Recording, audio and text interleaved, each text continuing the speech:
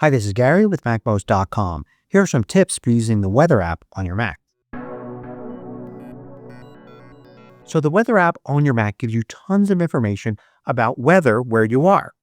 But you could also get weather in other locations. If you look on the left, you should see a sidebar. If you don't, click this little button here to reveal it.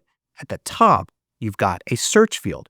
You can search for any location from small town to big city around the world.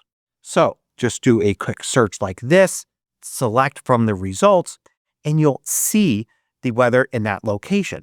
All the information here is filled in, forecast, the sunrise and sunset times, everything. Now, if you want to go back to this location later, you may want to add it to that list that's on the left. Click this plus button and it will do that.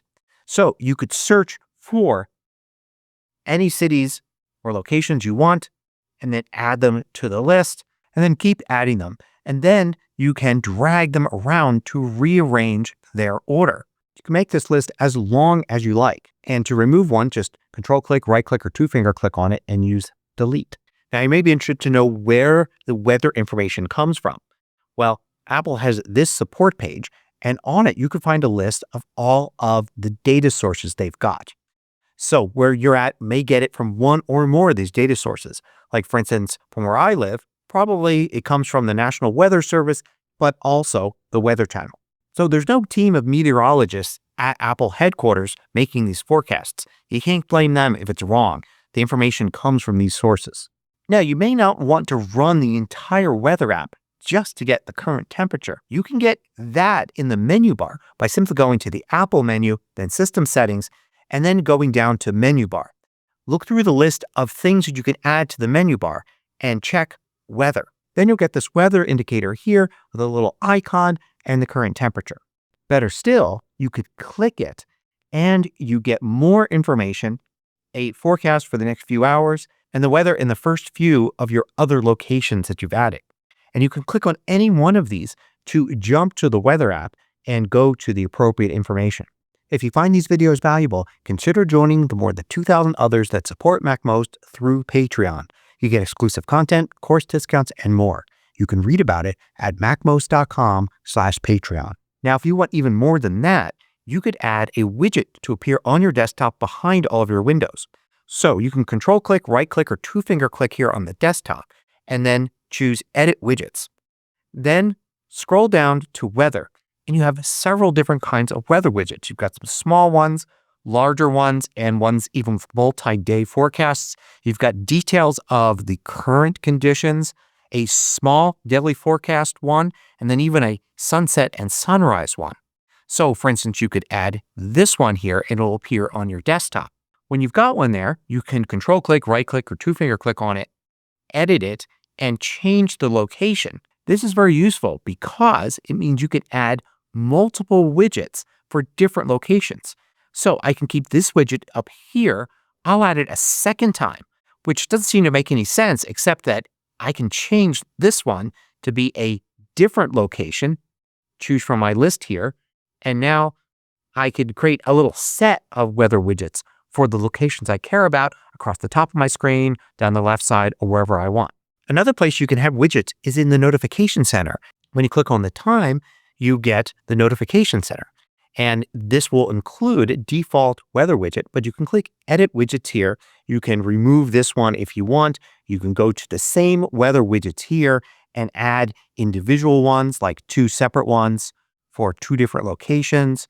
Click on one, change its location here, like that, and then have these just appear in the right sidebar where they'll slide over windows rather than appearing under them like they will with desktop widgets. Another place you can find weather is Spotlight. Simply use Command Space and then type weather, and you'll get the basic weather information for your location. But you could also type in and you can search for another location. And if you click on that, it will go to the weather app like you did a search for that location there. You could also ask Siri. So I've got Type to Siri turned on, but you can just use your voice and you can ask for weather in and then any location like that. And it'll give you the same little widget here with the weather, and you can click it to open up the weather app. But in addition to you getting the weather can also come to you.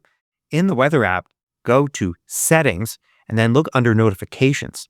And here you could set up severe weather and next hour precipitation notifications. And you could do that for each individual location. One tip here is notice how Denver appears at the bottom, but that's also my current location. I searched for and added Denver here. It only appears once in the list, but that means it will now appear here in this list under locations. And when I travel, Denver will appear in the list, even though it's not my current location. I, of course, want to check on the weather back at home. Now, also, when you're looking at weather, don't just look at what you see here. Every one of these is clickable. So if you want to get more detailed information about something, like these conditions here, you can click on it. There are a lot of different graphs that are shown for lots of these, for instance, for precipitation. But some of them have other information. Like, for instance, if you go to the moon information here, you've got this cool slider here. You could see the phase and rotation of the moon in the sky and a cool little calendar. If you go to averages here, you'll not only see the current temperature, but is it higher or lower than average? And what's the range? So if you feel like it's warmer or colder than it usually is, well, you can check. And the maps has a lot of layers here that you can go to. Like, for instance, wind, and you can see these cool wind graphs here, and you can zoom in and see them for your area. If you go to precipitation or temperature, you could see lots of cool information. Precipitation will show you the radar information here like this, and you could switch from 1 hour to 12 hours and then move the slider yourself and then even zoom in on various areas like this and check to see how things are going to develop. So here's a bonus tip. Use shortcuts to get specific weather information. So for instance, here in shortcuts, I'll create a new shortcut.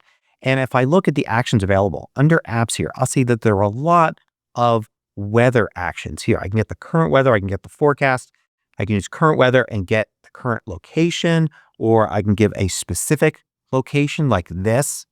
And then when I run it, you could see I get that there. I could also say get details and select the details. So if I want the humidity right now, I can get that as well. And you can basically create your own weather readouts like this. I'm going to use the text action to create a text block here.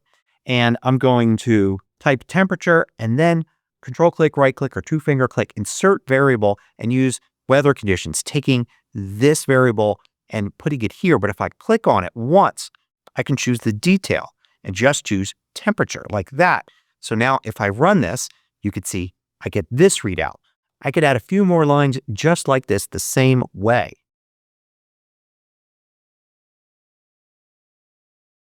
So now you can see when I run this, I get all this information here. If I go to the information about this shortcut, I make sure Show in Spotlight is checked and Provide Output, and I'll give it a name like Quick Weather, like that. Now, I can run this in Spotlight just by searching for Quick Weather, and I could assign a quick key to it. I'll do QW. So now I can just do QW in Spotlight. It'll be the first thing that comes up, and then a return will run it and just give me the information I want. So I hope you found these tips for using the weather app on your Mac useful. Thanks for watching. Want to know about every new MACMOST video each week? Sign up for the absolutely free MACMOST email newsletter at macmost.com/newsletter.